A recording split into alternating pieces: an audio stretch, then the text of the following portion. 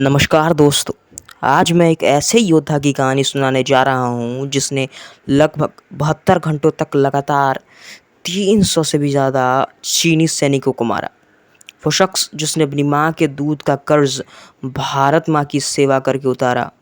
वो एक दलित योद्धा जिसकी कहानी मैं आज आपको बताने वाला हूँ, जिनकी कहानी सुनकर लोग की रोंगटे खड़े हो जाते हैं। जिनका नाम था यशवंत सिंह रावत, जो एक जाटव घराने और एक दलित वर्ग से आते थे।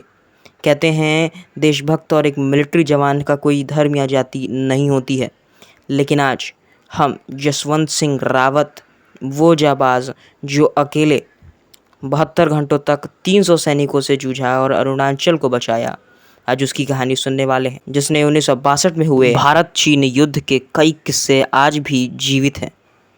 इसी युद्ध में जिस तरह भारतीय जवान ने अपनी शौर्यता का परिचय दिया, वह भारत को हमेशा गर्व की अनुभूति कराता रहेगा। और इसी युद्ध में 1962 के नरंगा युद्ध में एक जाटव जवान भी शहीद हुआ था। इस युद्ध के दौरान एक पल ऐसा आया था जब चीन ने अरुणाचल प्रदेश को हथियाने के इरादे से वहां की सीमा पर हमला बोल दिया था, मगर उन्हें नहीं पता था कि वहां उनका सामना भारतीय सेना के एक ऐसे जाबाज से होने वाला था जो उनके लिए काल बनकर बैठा था। वह जाबाज कोई और नहीं, राइफलमैन जसवंत सिंह रावत थे। वही जसवंत सिंह रावत जिन्होंने 300 से भी ज़्यादा चीनी सैनिकों का अकेले सामना किया और वीरता की एक अनूठी कहानी लिख डाली। तो आइए जानते हैं कि किस तरह से उन्होंने चीनी सैनिकों को धूल चटाई। सुबह के करीब 5 बज रहे थे दोस्तों। चीनी सैनिकों ने अरुणाचल प्रदेश पर कब्जे के इरादे से सेला टॉप, एक जगह है, उसके नज़दीक धावा बोल दिया। मौके पर तैनात गढ़वाल राइफल्स और जसवंत सिंह रावत इसी का हिस्सा थे। मौके की नज़ाकत को देखते हुए जसवंत तुरंत हरकत में आए और उन्होंने अपने साथियों के साथ हरकत शुरू कर दी। इस तरह 17 नवंबर 1962 को शुरू हो गई यह अगले 72 घंटे तक लगातार जारी रहने वाली यह लड़ाई। इसी बीच जसवंत अकेले ही चीनी सैनिकों पर भारी पड़ने लगे। अंततः उन्होंने अपने विशेष योजना के तहत अकेले ही करीब 300 से अधिक चीनी सैनिकों को मार गिराया था। वह चीनी सैनिक को अरुणाचल की सीमा पर रोकने में कामयाब भी हुए, लेकिन उन्हें पीछे नहीं धकेल सके।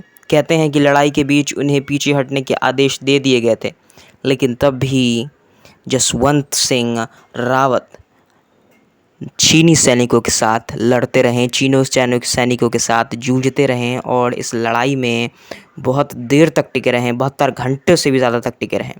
दरअसल उनकी टुकड़ी के पास मौजूद रसद और गोली बारूद ख़त्म हो चुके थे। ऐसे में दुश्मन के सामने खड़े होने का मतलब था मौत को गले लगाना।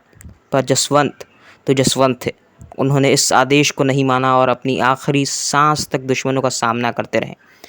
ऐसा भी अनुभव था कि उन्हें दुश्मन की ताकत का अंदाज़ा नहीं था, पर वह जानते थे कि जंग कितने भी बड़ी क्यों ना हो, जीतना नामुमकिन नहीं होता।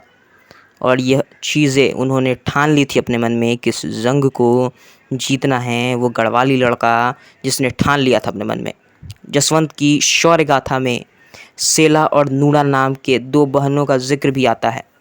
कहते हैं कि चीनी सैनिकों से लड़ते हुए जब उनके सारे साथी शहीद हो गए, तो उन्होंने तय किया कि वह लड़ाई का तरीका बदलेंगे। इसके लिए उन्होंने एक नई रणनीति बनाई। उन्होंने दुश्मनों को इस बात का भ्रम होने ही नहीं दिया कि भारतीय सैनिक ख़त्म हो चुके हैं। साथ ही बड़ी चतुराई से बचे हुए सारे हथियार और गोला बागरू बंकरों में इकट्ठे किए। इसमें सेला और नूड़ा नाम की बहनों ने भी उनकी मदद की थी।